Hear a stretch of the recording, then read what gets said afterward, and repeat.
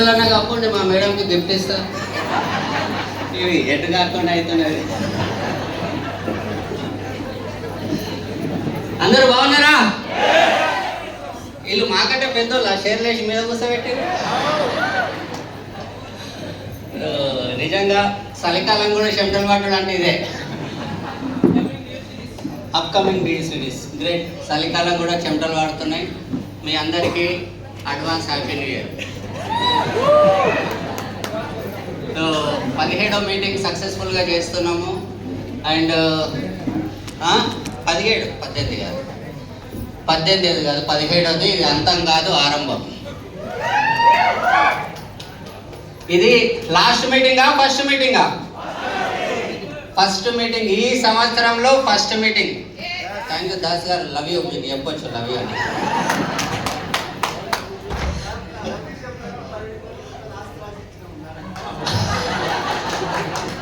అబ్బాయిలు కార్డినల్ కాదు. Thank you. నిజంగా ఈ సంవత్సరం ఫస్ట్ మీటింగ్ ఇంత సక్సెస్ఫుల్గా అవుతుంది, పెద్ద మీటింగు. అండ్ మీ అందరికీ చెప్పాల్సింది, ఎఫ్ఆర్యూ టికెట్లు అందరు బుక్ చేసుకుర్రా? నిజంగా బుక్ చేసుకుర్రా? అందరిలో ఉన్నాం కాబట్టి వేస్తాంటురా. నిజంగా బుక్ చేసిన వాళ్ళు చేతులు ఎత్తండి. మీరు చేయనోళ్ళు చేయనోళ్ళు ఎత్తండి. సార్ కొంతమంది ఉన్నారు, మీరు కూడా బుక్ చేసుకోండి. ఇప్పుడు వీళ్ళని బయటకు వదిలిస్తారు కదా, ఎవరైతే తోలుకొచ్చారో చేయనోళ్ళు చేయనే పట్టుకోండి. ఇస్తావా? ఇన్నే ఉంటావని చెప్పి. సో నిజంగా హ్యాపీగా ఉందండి. నా ఏవి చూశారు. ఆ ఏవిది ఒక స్టోరీ. నేను వెస్టీజ్లోకి వచ్చిన తర్వాత ఒక స్టోరీ ఉంది. నేను వెస్టీజ్లోకి వచ్చిన తర్వాత చెప్తాను. నాది ఏవిది ఎక్కడ చెప్పనని నేను ఒట్టేసుకున్నా. సో వెస్టీజ్లోకి వచ్చిన తర్వాత కూడా నా సిచ్యువేషన్ అంతేం బాగాలేకుండే. వెస్టీజ్లోకి వచ్చే మీ అందరినీ నేను అడుగుతున్నా, అంత హ్యాపీగా ఉండి వెస్టీజ్లోకి వస్తామా, లేకపోతే కొంచెం బాగుపడదామని వెస్టీజ్లోకి వస్తామా? ఎంతో కొంత అప్పు ఉంటుంది, జాబ్ నుంచి ఏదో ప్రాబ్లం ఉంటుంది, సంథింగ్ ఇట్లాంటివి ఉంటాయి. Yes are no? సో మనం బాగుపడదామన్న ఆశతోనే వస్తాం కదా. అంత బాగుంటే ఇక్కడికి వస్తామా? అంటే మీరు బాగాలేరు. మీరు ఎవరు బాగాలేరు కదా. పాపం ఎన్ని పరిశాన్లు ఉన్నాయో. భగవంతుని కోరుకుంటున్నా వీళ్ళకి ఇంకా పరిశాన్లు. ఎందుకంటే ఎంత ఎక్కువ పరిశాన్ ఉంటే అంత ఎక్కువ పని చేస్తారు. పరిశాన్ లేకపోతే నడుస్తుంది కానీ నడవని అంటారు. సో నేను కూడా ప్రాబ్లంలు ఉండే వెస్టీజ్లోకి స్టార్ట్ అయ్యాను. మీ అందరికి తెలుసు. ఇల్లు అమ్మేయాల్సి వచ్చింది. ఆ ఇల్లు అమ్మేటప్పుడు నా సిచ్యువేషన్ ఏం బాగలేదు. ఇల్లు అమ్మేసినాము. సామాన్ సర్దుకొని పోతుంటే నిజంగా చాలా బాధ అనిపించింది. మీరు ఒకసారి నా ప్లేస్లో ఉండి ఆలోచించండి. ఇల్లు అమ్ముతున్నామంటే అంతకుముందే బంగారం పోయినట్టు, నేను చేస్తున్న పని కూడా రోడ్డు మీదకి వచ్చినట్టు. లాస్ట్ ఆప్షన్ ఏముంటుంది? అమ్మడానికి ఇల్లు ఉంటుంది. కాబట్టి లాస్ట్ ఆప్షన్కి వచ్చాను కాబట్టి దానికన్నా ముందునే అన్నీ అమ్మేసినాం మేము. ఆ సిచ్యువేషన్లో ఆ గల్లీలలో మొక్కను చూపించుకోలేక ఇల్లు అమ్మినా కాబట్టి 3 గంటల రాత్రికి ఆటో ఆయన వస్తే బాగుండని ఎదురు చూస్తున్నా. కానీ ఆయన మధ్యాహ్నం 3 గంటలకు వచ్చాడు. ఆ సిచ్యువేషన్లో ఆ సామాన్లన్నీ టాటాయిస్లో పెట్టుకున్నాము. మనసంతా బాగా బరువు అయిపోయింది. భయంకరమైన బరువు అయిపోతుంది. ఏంది నా బతుకు ఇట్లయింది, మేము ఇంత కష్టపడ్డా, నేను నా భార్య ఇంత కష్టపడ్డా కూడా ఇల్లు అమ్ముకోవాల్సి వస్తుంది. ఏంది నా పరిస్థితి, అసలు నేను బాగుపడతాను నా జీవితంలో. అప్పటికి వెస్టీలోకి వచ్చాను నేను. 1 ఇయర్ ఎంత అవుతుంది. ఈ స్టేజ్ మీద వీళ్ళందరినీ చూస్తుంటే నమ్మకం కుదురుతుంది. అరే గాయన తక్కువ చదువుకుంటూ సక్సెస్ అయ్యిండు కదా, గామె గంత తక్కువ చదువుకుంది కదా, వాళ్ళు బాగానే బాగుపడ్డారు కదా అని లోపల ధైర్యం వస్తుంది. కానీ వాళ్ళు అయ్యిండ్రు, నేను అయితేనో కాదని ఎక్కడొక దగ్గర ఉంటుంది కదా కొంచెం. ఆ లోపల అది ఉంది. ఇల్లు ఖాళీ చేసి బయలుదేరుతున్నాము. నా దగ్గర ఏం లేదు. చుట్టాల ఇల్లు అమ్ముకుంటున్నా కాబట్టి చుట్టాలలో గౌరవం ఉంటుందా? దోస్తులల్లో ఎవరైనా విలువిస్తారా? ఫోన్ చేస్తే ఎత్తుతారా? ఘోరమైన సిచ్యువేషను. నా దగ్గర ఒక తెల్ల స్కూటీ ఉండే. ఆ స్కూటీ మీద నేను బిజినెస్ చేస్తుంటే చలి చూడకుంటే ఎండ చూడకుంటే ఆ స్కూటీ మీద నేను, మా బిడ్డ, మా కొడుకు, మా భార్య, నలుగురం. మా బిడ్డ అప్పుడు 7వ తరగతి చదువుతుంది. 7వ తరగతి చదివే అమ్మాయి, మా అబ్బాయి 5వ తరగతి చదువుతున్నాడు. ఆ సిచ్యువేషన్ ఇల్లు అమ్ముతున్నా. నాకు పరిస్థితి ఘోరం. అప్పుడు నాకు ఎట్లాంటి ఆలోచనలు వస్తున్నాయి అంటే పిచ్చి పిచ్చి ఆలోచనలు వస్తున్నాయి. వెనకకే లేదన్నా లారీ వచ్చి గుద్దేసింటే బాగున్నా. టాటా ఏసీ ముంగట పోతున్నా. మా కొడుకు స్కూటీ మీద కూర్చోనిక ప్లేస్ లేకపోతే మా కొడుకు చెప్పిన, డాడీ నువ్వు ఆ స్కూటీ మీద కూర్చో, అది టాటా ఏసీలో కూర్చో, అంకుల్కి రోడ్ చూపి మన కొత్త ఇంటికి అని చెప్పి. అదే ఇంట్లో నేను ఇప్పుడు కిరాయి కొంటున్నా, ఇప్పుడు కూడా కిరాయిలే మీ అందరికీ తెలుసు.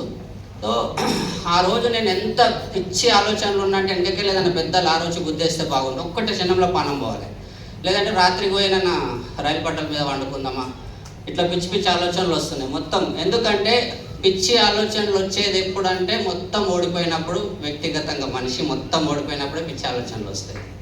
ఎసార్నో దీనికేం సపోర్ట్లొద్దు. అంటే నా సిచ్యువేషన్ అట్లుండే మీకు చెప్తున్నాను. అట్లాంటి సిచ్యువేషన్లో వెనకాల ఏం లేదండి, నా వెనకాల మా భార్య కూడా నన్ను నమ్మే పరిస్థితి లేదు. నేను మళ్ళీ చెప్తున్నాను. ఎందుకు నమ్మదు సార్, నీ భార్యనే కదా అంటే, నాకు అప్పటికి మ్యారేజ్ అయ్యి 15 ఏళ్ళు అయింది. 15 ఏళ్లకు నా భార్య నేను రోడ్డు మీద నిలబెడితే ఏ అమ్మాయి నమ్ముతుంది? అది నేను చెప్పే విషయం. నిన్ను నమ్మి వస్తే నువ్వేం చేసినావు? ఇల్లు అమ్మి నన్ను నా పిల్లల్ని రోడ్డు మీద నిలబెట్టినావు అంటారా లేదా? ఎసార్నో?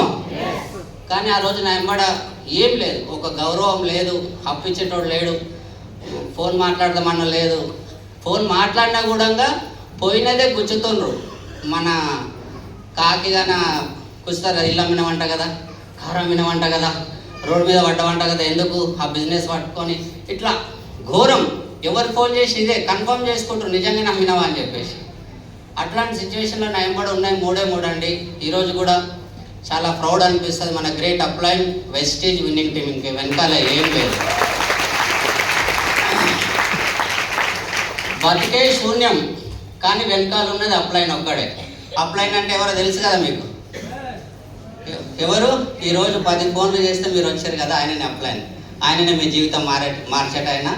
బయటకు వెళ్ళాక మంచిగా అబ్బాయి అయితే పిలిచిన వాళ్ళు మీరు అబ్బాయి అయితే అగ్గియండి, అమ్మాయి అయితే మీరు అమ్మాయి అయితే అగ్గిచ్చి థ్యాంక్ యూ చెప్పండి వాళ్ళకి, వాళ్ళని అప్లైన్ అంటారు. వాళ్ళని నమ్ముకుంటే, ఆయన నమ్ముకుంటే నా బతుకు ఎట్లా మారింది 5 ఏళ్ళల్లో అంటే, ఈరోజు 5-6 కోట్ల రూపాయలు సంపాదించిన నేను. 5-6 కోట్లు కరెక్ట్. 5 ఏళ్ళల్లో 5-6 కోట్లు సంపాదించిన. ఈరోజు మా పాప బిట్స్ బిల్లని లేదో ప్రోగ్రామ్కి వెళ్ళింది. ఆ రోజు స్కూటీ మీద కూర్చోబెట్టుకోనికి ప్లేస్ లేదు. ఇప్పుడే ఫోన్ చేసి లోపలికి వస్తుంటే, డాడీ నేను క్యాంటీన్కి పోతాను 500 అంటే 1000 రూపాయలు వేసిన. ఎందుకంటే ఒక మాట వినండి, మనందరికి మనసులో ఉంటుంది, నాకంటే నా కొడుకు నా బిడ్డ హ్యాపీగా ఉండాలని. ఎసార్నో? నాకు ఈ వెస్టీజ్ బిజినెస్లోకి వచ్చినప్పుడు 5 రూపాయల భోజనాలు ఉంటాయి మన హైదరాబాద్లో, చాలా మందికి తెలుసు. 5 రూపాయల భోజనం కాడ నేను 10 రూపాయలు ఇస్తే 2 కప్పులు పెడతారు. ఎవరైనా తిన్నోళ్ళు ఉండొచ్చు, కష్టాలలో ఉన్నోళ్ళు. 10 రూపాయలు పెట్టి ఒక నిమ్మకాయ కూర 2 చారు పోస్తారు. ఆ బువ్వ తిని బతికినా కానీ నా కొడుకు నా బిడ్డకు ఆ కష్టం రావద్దు అనుకున్న 5 ఏళ్ళు తిరిగేసరికి వాళ్ళు 500 అడిగితే 1000 రూపాయలు ఇస్తున్నారు. ఆ రోజు నా కొడుకు టాటా ఏసీలో వచ్చాడు, ఈరోజు నా కొడుకు మర్సిడీస్ బెంజ్లో తిరుగుతున్నాడు. ఆ రోజు ఇల్లు అమ్ముకున్నా, ఈరోజు చూస్తే 275 గజాలలో మీ అందరు ఫోటోలు వీడియోలు గ్రూప్లలో వచ్చినాయి, చూస్తున్నారు. నిన్న కూడా ఒక సార్ వచ్చిండే యూసీడీ, ఒక డైమండ్ డైరెక్టర్ మన ఇంటికి వచ్చిండే. నేను పనులు కూడా దొమ్మలే, వాళ్ళు వచ్చారు, నేను వాళ్ళతో ఒక వీడియో చేసి పంపించినాం. తో ఎవరో ఒకరు వస్తున్నారు, ఇంటి సైడ్ వచ్చినప్పుడు కలిసిపోతున్నారు. తో 275 గజాలు దాదాపు 3 కోట్లన్నర అవుతుంది ఆ ఇంటికి. ఎన్ని కోట్లన్నర? 3 కోట్లన్నర. నాకు ఇంకొక ప్రౌడ్గా చెప్పబుద్ధి అవుతుంది, నాకు మీసాలు అయితే లేవు కానీ నిమ్మకాయలు నిలబెట్టాలనిపిస్తుంది. ఎందుకు సార్, ఎందుకు నిమ్మకాయలు నిలబెట్టాలనుకుంటున్నావు అంటే, ఈ ఇల్లు కట్టుకుంటూ మాకు తెలిసిన వాళ్ళకే భూమి అమ్ముతుంటే 70 లక్షలు పెట్టి 1/2 ఎకరం పొలం కొన్నా నేను. ఇప్పుడు గట్టి కొట్టండి సపోర్ట్. 1/2 ఎకరం కొన్నా. ఈ రోజులల్లో మీ అందరినీ నేను ఓపెన్గా అడుగుతున్నా, మీకు తెలిసిన వాళ్ళు ఎంతమంది 1/2 ఎకరం పొలం కొన్నారు వెస్టీజ్లో కాకుండా? హలో, ఎందుకు? వాళ్ళు కష్టపడట్లేదా, వాళ్ళు పని చేయట్లేదా, వాళ్ళకి తెలియలేదా, వాళ్ళు చదువుకోలేరా? కానీ అవ్వట్లేదు. వెస్టీజ్లో దమ్ముందా లేదా? విన్నింగ్ టీంలో దమ్ముందా లేదా? అప్లైన్లో దమ్ముందా లేదా? చూడండి ఎంత మారింది జీవితం. ఒక 5 ఏళ్ళు తిరిగేసరికి ఇంత మారింది. ఇంకా ఇక్కడితో నాగుతుందంటే లేదు, ఇంకా ఎక్కడికి వెళ్తుందో తెలియదు. కానీ మీరు ఇక్కడ వచ్చిన వాళ్ళు ఒక్కసారి అప్లైన్కు థ్యాంక్ యూ చెప్పండి. మీరు పిలిచిన వాళ్ళు వాళ్ళ మాట వినండి. అట్లా చేస్తే మా లైఫ్ ఎట్లుందో మీ లైఫ్ అట్లా మారుతుంది. ఎందుకు ఇవన్నీ చెప్తున్నారు సార్? మీరు ఈ 5 బెంజ్ కార్లు పట్టుకొని ఊరూరు ఎందుకు తిరుగుతున్నారు సార్? మేము 16 ప్లేసులు తిరిగి వచ్చినాం.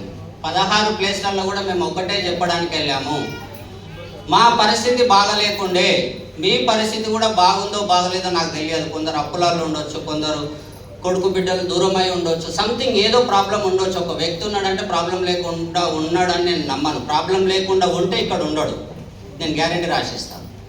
ఎవరో 0.001% ఎవరో ఒకరు ఉండొచ్చు, చూద్దాం టైంపాస్ వేద్దాం అనేటోళ్ళు, కానీ ఎక్కువ శాతం ప్రాబ్లంలు ఉన్నోళ్ళే ఉంటారు. వాళ్ళందరికీ కూడా మేము ఒక హోప్ ఇవ్వడానికి ఇట్లాంటి మీటింగ్లు కండక్ట్ చేస్తున్నాము. మాకు వచ్చినాయి మేము ఉన్నది అని చూపించుకోవడానికి కాదు.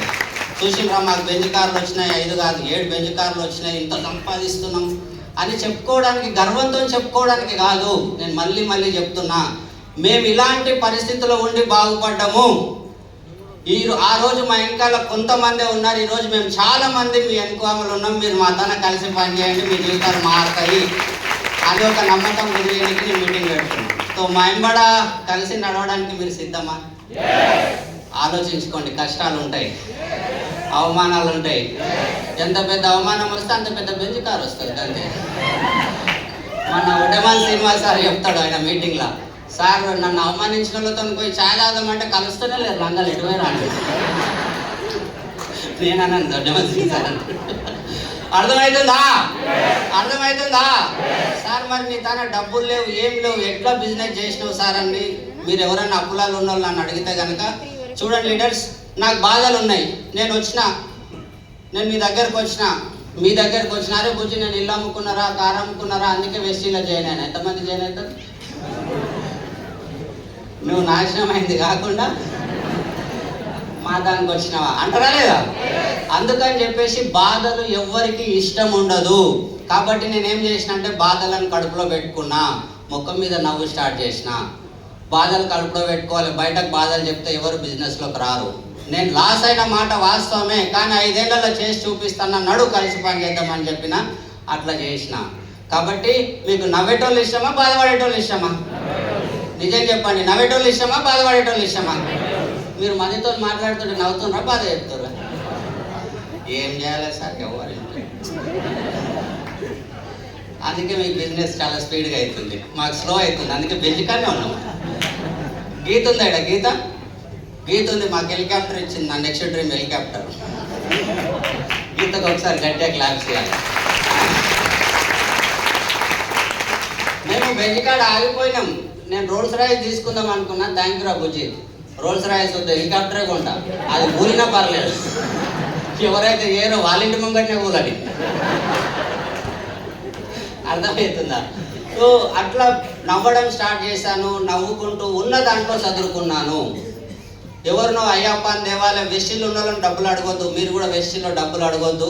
బయట వాళ్ళతో తెచ్చుకుంటుంటే మీరు తెచ్చుకొని 300 రూపాయల షూజు, 300 రూపాయల ప్యాంటు, 300 తెల్ల షర్టు. నీట్గా ఉండే వ్యక్తులు ఇష్టమా, నాకు బాధలు ఉన్నాయని చెప్పి ఎట్లుంటే అట్లుంటే ఇష్టమా? నీట్గా ఉండే వ్యక్తులే ఇష్టం కదా మీ అందరికి. కాబట్టి నేను